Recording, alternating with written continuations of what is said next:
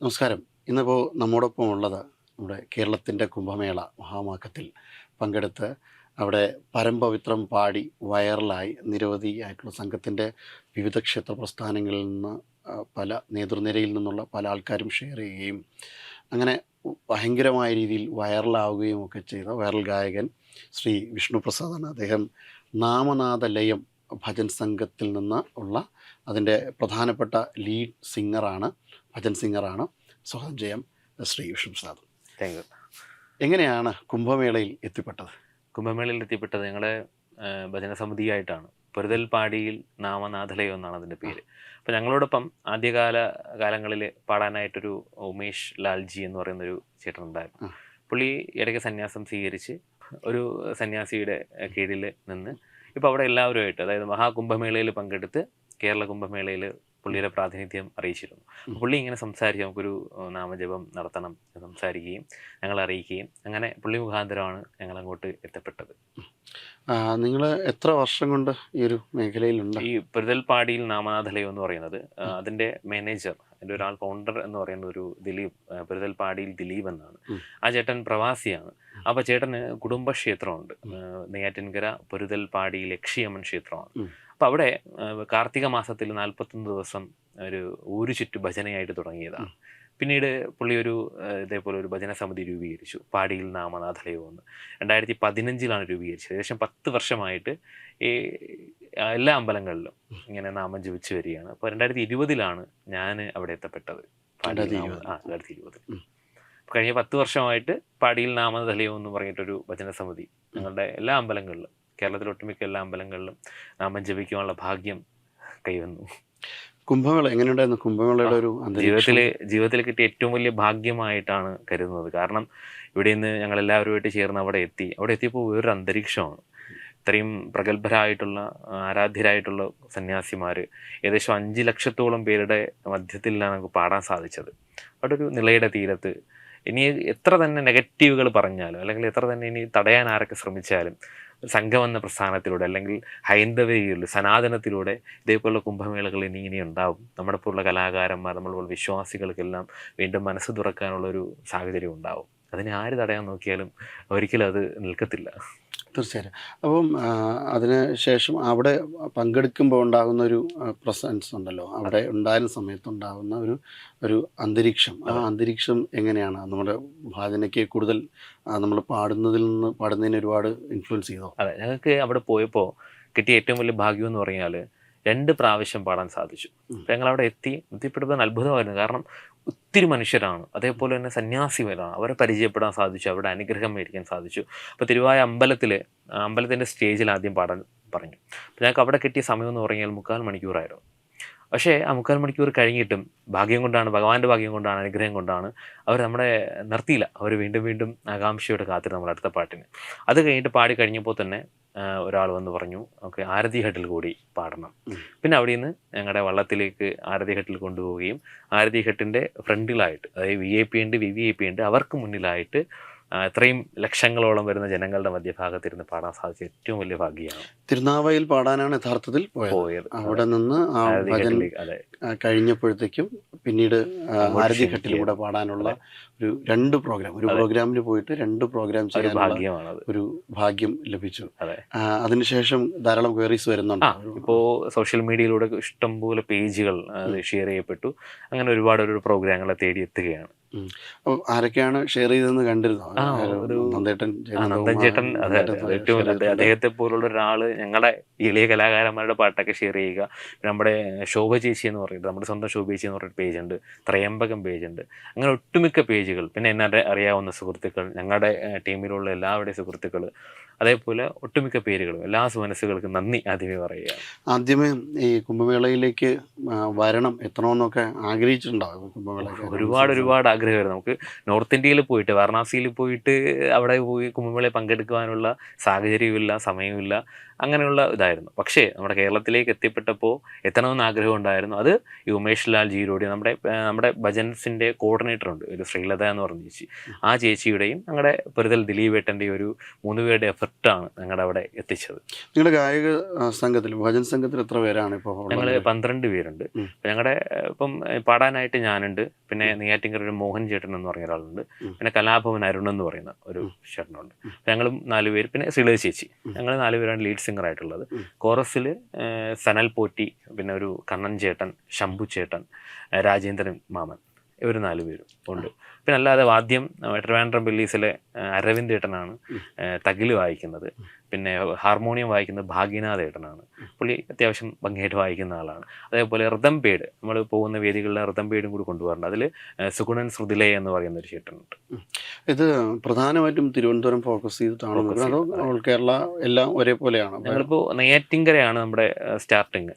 അപ്പോൾ തമിഴ്നാടും ചെയ്തിട്ടുണ്ട്, കേരളം ചെയ്യും. കേരളത്തിൽ വൈക്കം മഹാദേവ ക്ഷേത്രം അങ്ങോട്ടൊക്കെ ചെയ്യാൻ സാധിച്ചിട്ടുണ്ട്, കായംകുളം, പിന്നെ തമിഴ്നാട് അങ്ങോട്ട് മണ്ടക്കാട്, ആ ഏരിയയില്ല. തിരുവനന്തപുരം വിട്ട് എത്ര ഭജൻ ഇപ്പോൾ? കായംകുളം പോയിട്ടുണ്ട്, കൊല്ലത്ത് പോയിട്ടുണ്ട്. അടുത്ത് അവിടെ ഇപ്പോൾ ഈ കുംഭമേള കഴിഞ്ഞപ്പോൾ വാരണാസിയിലുള്ളൊരു ചേട്ടൻ ഞങ്ങളോട് നമ്പർ മേടിക്കുകയും പ്രോഗ്രാം തരാം എന്ന് പറയുകയും ചെയ്തിട്ടുണ്ട്. അതൊരു ഭാഗ്യമാണ്. കുംഭമേള കഴിഞ്ഞത് പരമപവിത്രം കേട്ടതിന് ശേഷം. പരമപവിത്രം സത്യത്തിൽ ഒരുപാട് സ്റ്റേജുകളിൽ വിവിധ ഭജൻ ഗായകർ പാടുന്ന ഒരു ഗണഗീതമാണ്, സംഘത്തിൻ്റെ ഗണഗീതമാണ്. സംഘത്തിൻ്റെ മറ്റ് ഗണഗീതങ്ങൾ ഏതെങ്കിലും നിങ്ങളുടെ വേദികളിൽ ചൊല്ലാറുണ്ട്? നമ്മൾ നമസ്കരിപ്പ് ചൊല്ലാറുണ്ട്, വന്ദേ ജനനി ചൊല്ലാറുണ്ട്, പൂജ ചെയ്യാൻ നേരമായി ചൊല്ലാറുണ്ട്. എല്ലാം ആവശ്യപ്പെടുന്ന പ്രകാരം ഗണഗീതങ്ങളെല്ലാം സാധാരണഗതിയിൽ ഗണഗീതങ്ങൾ ധാരാളം ധാരാളം. അതെ, ഇഷ്ടംപോലെ വേദികളിൽ പോകുമ്പോൾ അവർ തന്നെ ഇങ്ങോട്ട് പറയും ഗണഗീതം പാടണം. എവിടുന്നെങ്കിലും ഇപ്പോൾ ഗണഗീതം ഇപ്പം പരമപവിത്രം പാടിക്കൊണ്ടിരുന്നപ്പോൾ തന്നെ എതിർപ്പുകൾ ഉണ്ടായിട്ടുണ്ട് പലയിടങ്ങളിൽ. അങ്ങനെ എന്തെങ്കിലും എതിർപ്പുകൾ? ഇല്ല, അങ്ങനെ ഒരു എതിർപ്പായിട്ട് ഞങ്ങളുടെ ഭജൻസിന്റെ ഇടയിൽ അങ്ങനെ ഉണ്ടായിട്ടില്ല. അല്ല, ഭജൻസിന്റെ അല്ല, ഇപ്പോൾ ഈ ചില ഇടതുപക്ഷത്തിന്റെ പ്രവർത്തകർ ഇപ്പൊ ഇത് യഥാർത്ഥത്തിൽ ഗണഗീതം എന്ന് പറഞ്ഞാൽ രാഷ്ട്രഭക്തി ഗീതങ്ങളാണ്. ഈ രാഷ്ട്രഭക്തി ഗീതങ്ങൾ പാടുന്ന അവസരങ്ങളിൽ എപ്പോഴെങ്കിലും അവിടുത്തെ പ്രദേശവാസികൾ, കാരണം ഈ ദേശീയതയിൽ വിശ്വസിക്കാത്ത അങ്ങനെ കുറച്ച് മനുഷ്യരുണ്ടല്ലോ, അവരുടെ ഭാഗത്ത് എവിടെയെങ്കിലും എതിർപ്പുകൾ ഉണ്ടായ ഒരു അനുഭവം ഉണ്ടോ? അല്ല, ഞാൻ ചോദിക്കാൻ, എന്തിനാണ് ഈ ഒരു പാട്ടിനെ പോലും അവർ ഭയക്കുന്നത്? ഇപ്പം പരമപവിത്രമതാമീ മണ്ണിൽ അതാണ് പറഞ്ഞത്. ഇനി നടത്താൻ സാധിക്കത്തില്ല അല്ലെങ്കിൽ നടത്തില്ല എന്നിവരെ വെല്ലുവിളിച്ചു അല്ലെ. ആ വെല്ലുവിളിയെ മറികടന്നുകൊണ്ട് ലക്ഷങ്ങൾ അവിടെ എത്തുകയുണ്ടായി. അവർക്ക് ആർക്കും ഒരു പരിഭവമോ ദുഃഖമോ ഇല്ല. അത് ഒരൊറ്റ പ്രസ്ഥാനം തന്നെയാണ് സംഘം എന്ന പ്രസ്ഥാനം. നിങ്ങൾ ചിന്തിച്ചാൽ മനസ്സിലാവും. സംഘത്തിന്റെ വിജയദശമി പദസഞ്ചലനമുണ്ട്, ലക്ഷങ്ങളോളം പങ്കെടുക്കുന്ന ആളാണ്. ഒരൊറ്റ വിസിൽ കൊണ്ടാണ് നിയന്ത്രിക്കുന്നത്. ഒരൊറ്റ വിസിൽ കേട്ടാൽ മതി അവിടെ അച്ചടക്കം ഉണ്ടാവും. അതാണ് സംഘം, അതിൽ പരം വേറൊന്നുമില്ല. ഇനി ചേട്ടൻ ചോദിച്ച പോലെ നമ്മുടെ ഒരു തിരുവനന്തപുരത്ത് ഒരു പ്രമുഖ അമ്പലത്തിൽ ഇതേപോലെ ഭജന കഴിഞ്ഞിട്ട് ഗണഗീതം പാടണമെന്ന് പറഞ്ഞു, ആവശ്യപ്പെട്ട് ഞങ്ങൾ പാടിക്കഴിഞ്ഞു. എല്ലാവരും നല്ല അവിടെ ഡാൻസ് കളിച്ചു, ഞങ്ങളോടൊപ്പം ഭയങ്കരമായിട്ട് ആഹ്ലാദമൊക്കെ ഉണ്ടായിരുന്നു. 2 ദിവസം കഴിഞ്ഞിട്ട് എന്നെ വിളിച്ച ചേട്ടൻ തിരിച്ചു വിളിച്ചു പറഞ്ഞു, ദേവസ്വം ബോർഡിൽ നിന്നൊരു എൻക്വയറി ഉണ്ടായി, എന്തിനാണ് പരമപവിത്രം പാടിയത്, എന്തിനാണ് അവിടെ കൊടി വീശിയത്. അപ്പോൾ സർക്കാർ ബേസ് ചെയ്തിട്ടുള്ള ഒരു നിബന്ധനയുണ്ട് ഇവിടെ, പാടാൻ പാടില്ല അല്ലെങ്കിൽ ഇങ്ങനെയൊന്നും ചെയ്യാൻ പാടില്ല. അതൊക്കെ ഒരു ഭയമാണ്. എനിക്ക് തോന്നുന്നു, എന്തിനാണ് ഈ പാട്ടിനെ അല്ലെങ്കിൽ ഈ കളറിനെ അല്ലെങ്കിൽ നിറത്തിനെ കൊടിയൊക്കെ ഭയക്കുന്നത്? ഒരു ഗാനത്തെ പോലും ഭയക്കുക എന്ന് പറഞ്ഞാൽ അവരുടെ ഒരു കഴിവില്ലായ്മ തന്നെയാണ്. കാവ്യയോട് ഹിന്ദു ക്ഷേത്രങ്ങളിൽ കാവ്യ അല്ലാതെ മറ്റെന്തെങ്കിലും നമുക്ക് വീശുവാനായിട്ട്? ഈ കാവ്യം എന്ന് പറഞ്ഞാൽ ഈ നിറത്തിൽ സൂര്യന്റെ നിറമാണ്, ഉദിച്ചുയർന്ന സൂര്യന്റെ നിറമാണ്, സമാധാനത്തിൻ്റെയാണ്, അതെല്ലാം ഉണ്ട്. അതിന് ഇങ്ങനെ ഭയക്കേണ്ട ഒരു ആവശ്യമില്ല. അല്ല, ഈ മതബോധമാണ് പ്രത്യേകിച്ചും ഇത് എതിർപ്പിനുള്ള ഒരു പ്രധാനപ്പെട്ട ഒരു കാരണം. അമിതമായ വർഗീയ ചിന്ത, അതായത് തങ്ങളുടെ വോട്ട് ബാങ്ക് ചില വർഗങ്ങളുടെ അടിസ്ഥാനത്തിലാണ് ഉണ്ടാകുന്നതെന്നും ആ വർഗങ്ങളുടെ വോട്ട് ബാങ്ക് തങ്ങൾക്ക് നഷ്ടപ്പെട്ടു പോകുമോ എന്ന ചിന്തയാണ് ഇതിൻ്റെ പിന്നിൽ ഏറ്റവും പ്രധാനപ്പെട്ട അടിസ്ഥാനപരമായ കാര്യം. അതെന്തിനാണ് ഭക്തന്മാർക്കിടയിലേക്ക് കൊണ്ടുവരുന്നതെന്ന് സത്യത്തിൽ നമുക്ക് മനസ്സിലാകാത്ത ഒരു കാര്യമാണ്. ഇത് അങ്ങനെ ഒരു എതിർപ്പ് അവിടുന്ന് ഉണ്ടായി എന്ന് പറഞ്ഞപ്പോൾ എന്ത് തോന്നി? ഇങ്ങനൊരു അല്ല, എനിക്ക് അതിനോട് നമുക്ക് പ്രതികരിക്കാതിരിക്കുന്നത് നല്ലത്. കാരണം നമ്മളതിനെ അംഗീകരിക്കണ്ട, അങ്ങ് തള്ളിക്കളയുക. കാരണം ഹിന്ദു എന്ന് പറയുന്ന ഒരു മതമല്ല, ഒരു സംസ്കാരമാണ്, ആതിഥ്യ മര്യാദ പാലിക്കുന്ന സംസ്കാരമാണ്. ഹിന്ദുവിനെ എന്ത് വേണോ പറയാം, ആർക്കും എന്ത് വേണോ ന്യായീകരിക്കാം. ഒന്നാലോചിച്ച് നോക്കൂ, ഇപ്പം ഇങ്ങനെ കാണിക്കുന്ന ഈ സർക്കാർ അല്ലെങ്കിൽ സർക്കാരിതര സ്ഥാപനങ്ങൾ അല്ലെങ്കിൽ വ്യക്തികൾ ഹിന്ദു എന്ന ഒരു ബോധം വിട്ടിട്ട് മറ്റു മതങ്ങളെയോ മറ്റു സംസ്കാരങ്ങളെയോ ഒന്ന് അവരുടെ തെറ്റുകൾ ചൂണ്ടിക്കാണിക്കാത്തതിൻ്റെ അല്ലെങ്കിൽ ശ്രമിക്കാത്തതിൻ്റെ? ഇപ്പം ശബരിമല പോലുള്ള വിഷയങ്ങളിൽ സർക്കാർ അധികമായിട്ട് ഇടപെട്ടിട്ടുണ്ട്.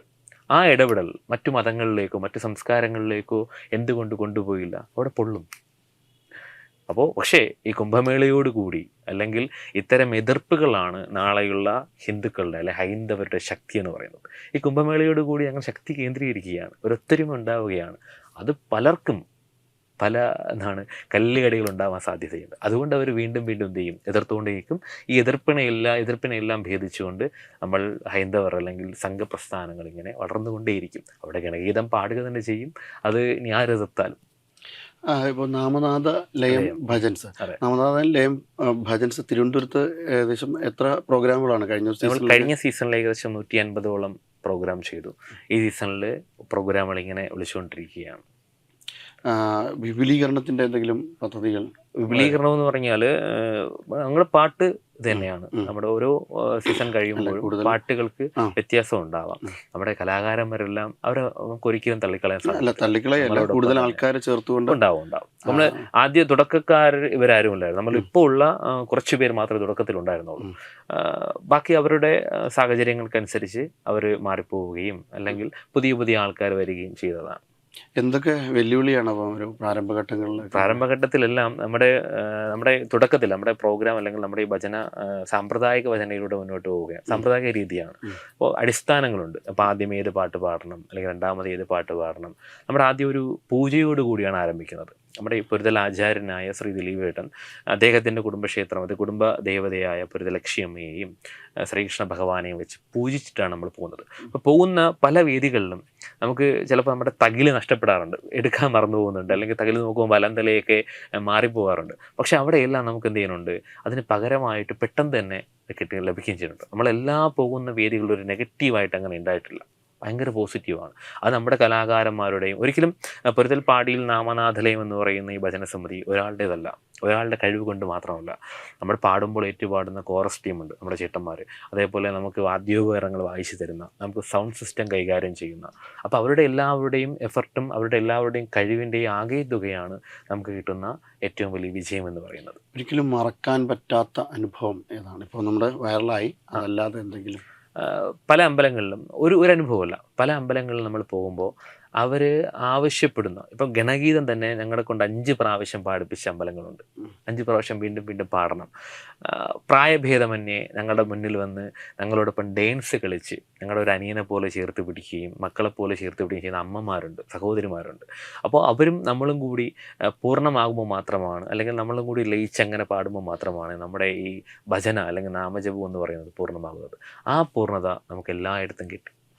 കുംഭമേളയ്ക്ക് ശേഷം, നമ്മുടെ മഹാമാഘത്തിന് ശേഷം ആരെങ്കിലും വിളിച്ചിരുന്നോ? ഈ ഒരു അത് ഭജൻ കേട്ടു, ഭയങ്കരമായി നിങ്ങളെ വല്ലാത്തൊരു തലത്തിലേക്ക് കൊണ്ടുപോയി, അങ്ങനെ പറഞ്ഞ് വിളിച്ചു? ഒരുപാട് കോളുകളും മെസ്സേജുകളും. ഇപ്പം കമൻറ്റ് ബോക്സിൽ തന്നെ മെസ്സേജുകൾ വരാം. ഇപ്പം എനിക്ക് വരാറുണ്ട്, നമ്മുടെ ദിലീപേട്ടന് വരാറുണ്ട്, ശ്രീലത ചേച്ചിക്ക് വരാറുണ്ട്. എന്നിട്ട് അവർ ചോദിക്കുന്നത് എങ്ങനെയാണ് ഈ പ്രോഗ്രാം, എവിടെയാണ് നമ്മൾ എത്തപ്പെടേണ്ടത്. അപ്പോൾ ഇതിന് ശേഷം എനിക്ക് തോന്നുന്നു, എനിക്ക് ഇന്ന് തന്നെ ഏകദേശം 5 പ്രോഗ്രാം ഇപ്പോൾ ഇവിടെ വന്നിരിക്കുന്നതിന് മുമ്പ് തന്നെ 5 പ്രാവശ്യം വിളിച്ചു. കൺഫേം ആയിട്ടില്ല, പക്ഷെ ചോദിച്ചു, നമ്മളെപ്പറ്റി അന്വേഷിച്ചു. നേരത്തെ പറഞ്ഞില്ലേ, ഈ പ്രോഗ്രാം കഴിഞ്ഞതിന് ശേഷമാണ് വാരണാസിയിലെ ഒരു പ്രോഗ്രാമായിട്ട് ലഭിക്കുന്നത്.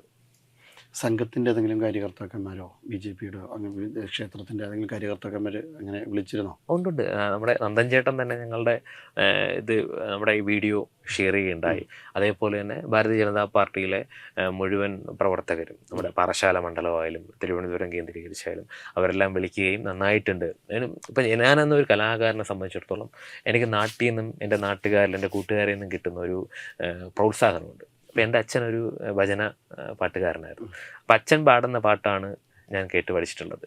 അമ്മയെ അത്യാവശ്യം പാടാറുണ്ട്. അമ്മ മടിയിരുത്തി നാമജപമൊക്കെ ചൊല്ലിത്തരാറുണ്ട്. ഞങ്ങളുടെ നാട്ടിൽ കുട്ടിക്കാലം മുതലേ നാമജപം ചൊല്ലിത്തരാറുണ്ട്. നമ്മുടെ നാട്ടിലൊരു അമ്പലമുണ്ട്, അരുവിയൂർ ശ്രീ വിനായക ക്ഷേത്രമാണ്.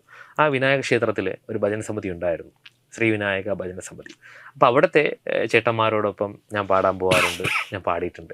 അതേപോലെ ഞങ്ങൾ നാട്ടിൽ മറ്റൊരു താളത്രയം കലാസാംസ്കാരിക വേദി എന്നും പറഞ്ഞിട്ടൊരു കലാസാംസ്കാരിക വേദിയുണ്ട്. ആ സ്റ്റേജാണ് എൻ്റെ അടിസ്ഥാനം എന്ന് പറയുന്നത്. അപ്പോൾ എൻ്റെ അച്ഛൻ ഒരു ഭജന പാട്ട്, അസലായിട്ട് ഭജന പാട്ട് പാടുമായിരുന്നു. അച്ഛനിപ്പോൾ ഇല്ല, അച്ഛൻ മരിച്ചിട്ട് ഏകദേശം 13 വർഷമായി. അപ്പോൾ എല്ലാവരും പറയും മുള്ളിൻ്റെ വീട്ടിൽ മുള്ളിലേക്ക് ഒരുക്കൂ അച്ഛൻ്റെ പാട്ടാണ് എനിക്ക് കിട്ടിയെന്ന് പറയാറുണ്ട്. ഞങ്ങളുടെ നാട്ടിലൊരു അമ്പലമുണ്ട്, അരുവിയോട് ശ്രീവിനായക ക്ഷേത്രമാണ്. ആ ക്ഷേത്രത്തിലൊരു ഭജന സമിതിയുണ്ട്, ഒരു ഏടി സംഘമുണ്ട്, ഭജന സമിതിയുണ്ട്. അപ്പോൾ ചേട്ടന്മാരോടൊപ്പം, അവിടെ മുതിർന്ന ചേട്ടന്മാരോടൊപ്പം അപ്പൂമാരോടൊപ്പം ഞാനും പോകും പാടാനൊക്കെ, കയറ്റി പാടാനും. എന്നെ പാട്ടിലേക്ക് കൊണ്ടുവന്നത് ആ ഭജന സമിതി തന്നെയാണ്. പിന്നെ അതേപോലെ നമ്മുടെ നാട്ടിലൊരു കലാസാംസ്കാരിക വേദിയുണ്ട്. മലയാളത്തിലെ പ്രിയപ്പെട്ട കവി പ്രൊഫസർ മധുസൂദൻ നായരാണ് രക്ഷാധികാരി. അതിൻ്റെ താളത്രയം കലാസാംസ്കാരിക എന്നാണ് പേര്. അപ്പോൾ ആ താളത്രയത്തിൻ്റെ വേദിയിലാണ് ഞാൻ ആദ്യമായിട്ട് പാടുന്നതും ഞാൻ ആദ്യമായി നൃത്തം ചെയ്യുന്നതും മറ്റെല്ലാ പരമായിട്ടുള്ള കഴിവുകളെല്ലാം അടിസ്ഥാനം എന്ന് പറയാൻ അവിടെയാണ്. അപ്പോൾ ഈ രണ്ടും പിന്നെ നമ്മുടെ നാടും കൂടി ചേരുമ്പോഴാണ് ഇപ്പോൾ എന്തെങ്കിലുമൊക്കെ പുറത്തു വന്നിട്ടുണ്ടെങ്കിൽ അങ്ങനെ വരുന്നത്. പിന്നെ അവസരങ്ങൾ പൊരുതൽപ്പാടിയിൽ നാമനാഥലയത്തിൽ വന്നതിന് ശേഷമാണ് എൻ്റെ ശബ്ദം അല്ലെങ്കിൽ എൻ്റെ ഈ സ്വരങ്ങളെല്ലാം ഈ കേരളത്തിലെ ഒട്ടുമിക്ക ക്ഷേത്രങ്ങളിലേക്ക് എത്തപ്പെട്ടത്. അതിന് ദിലീപേട്ടനോടും ശ്രീല ചേച്ചിയോടൊക്കെയാണ് കടപ്പാട്. പിന്നെ എൻ്റെ നാട്ടുകാരോട് മുന്നോട്ടുള്ള യാത്ര ഗംഭീരമാവട്ടെ. അതെ, എന്തായാലും ഇപ്പം മഹാമാഘം ഈ വർഷം ആരംഭിച്ചു, ഇനിയിപ്പോൾ അടുത്ത വർഷമുണ്ട്, ഉണ്ടാവും. അങ്ങനെ വരും വർഷങ്ങളിലെല്ലാം തന്നെ അവിടെ പങ്കെടുക്കാനും അതോടൊപ്പം തന്നെ കേരളത്തിൻ്റെ വിവിധ ഭാഗങ്ങളിലേക്ക് ഇനിയും കൂടുതൽ ഭജന നടത്താനും ഒക്കെയുള്ള ഭാഗ്യം ലഭിക്കട്ടെ. അപ്പോൾ നമ്മുടെ കേരളത്തിൽ ഇങ്ങനെ ഒരു കുംഭമേള നടക്കുമ്പോൾ, മഹാമഹോത്സവം നടക്കുമ്പോൾ മാധ്യമങ്ങളുടെ പ്രസൻസ് കുറച്ച് കുറവായിരുന്നു. എനിക്ക് തോന്നുന്നു Janam T V full time ഉണ്ടായിരുന്നു. അതേപോലെ ജനൻ ടി വിയോടൊപ്പം ഫുൾ കവറേജ് ചെയ്തത് തത്വമയിയാണ്. അപ്പോൾ എന്നെപ്പോലുള്ള അല്ലെങ്കിൽ ഞങ്ങളെപ്പോലുള്ള സാധാരണ ഒരു എളിയ കലാകാരന്മാരെ പ്രോത്സാഹിപ്പിക്കുന്നതിൽ, അതായത് ഇന്നിപ്പോൾ ഇൻ്റർവ്യൂവിന് വിളിച്ചു, നാളെ ഒരുപാട് പേര് ഇത് അറിയുന്നുണ്ട്. അപ്പോൾ എന്നെപ്പോലുള്ള സാധാരണ കലാകാരന്മാർക്കൊരു പ്രോത്സാഹനം തത്വമയി പോലുള്ള ഈ ചാനൽ മാധ്യമങ്ങൾ നൽകുന്നതിന് ഏറ്റവും വലിയ നന്ദിയാണ് എല്ലാവരോടും. ഇനി പറയാറുള്ളതെന്ന് പറഞ്ഞാൽ നേരത്തെ പറയില്ലേ, നമ്മൾ ഗണഗീതം ഇനി ആര് തന്നെ എതിർത്താലും ഗണഗീതം പാടേണ്ടിടത്ത് പാടും. ഗാനമേളയല്ല, ഇനി മറ്റിനി അനേകായിരം വേടന്മാർ നമ്മുടെ തലമുറകളെ വല വിരിച്ച് കാത്തിരിക്കുകയാണ്. ആ വലകളെല്ലാം ഭേദിക്കാൻ നമ്മുടെ സംഘം എന്ന് പറയുന്ന ഒരു പ്രസ്ഥാനം ഉള്ളത് കൊണ്ട് നമ്മുടെ തലമുറകൾ ഇനിയും ഗണഗീതത്തിലൂടെ തന്നെ, അതേപോലെ ഭക്തികളിലൂടെ, ഹൈന്ദവതയിലൂടെ തന്നെ മുന്നോട്ട് പോയി ഇവിടെ എല്ലാം വലിയൊരു നന്മയുള്ള ഉണ്ണികൃഷ്ണന്മാരായിട്ട് ഓടി നടക്കുക തന്നെ ചെയ്യും. അപ്പോൾ ഇവിടെ എത്താൻ സാധിച്ചതിൽ ഒരുപാട് നന്ദി. Brought you by Kerala AIDS control society. HIV/AIDS സംബന്ധമായ സംശയങ്ങൾക്ക് 1097 എന്ന 24 മണിക്കൂറും പ്രവർത്തിക്കുന്ന ടോൾ ഫ്രീ നമ്പറിലേക്ക് വിളിക്കുക.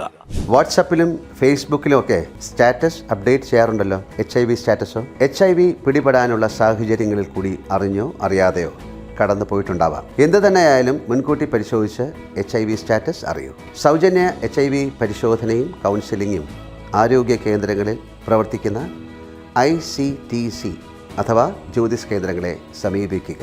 നിങ്ങളുടെ സ്റ്റാറ്റസ് എന്തായാലും വിവരങ്ങൾ രഹസ്യമായി സൂക്ഷിക്കുന്നതായിരിക്കും.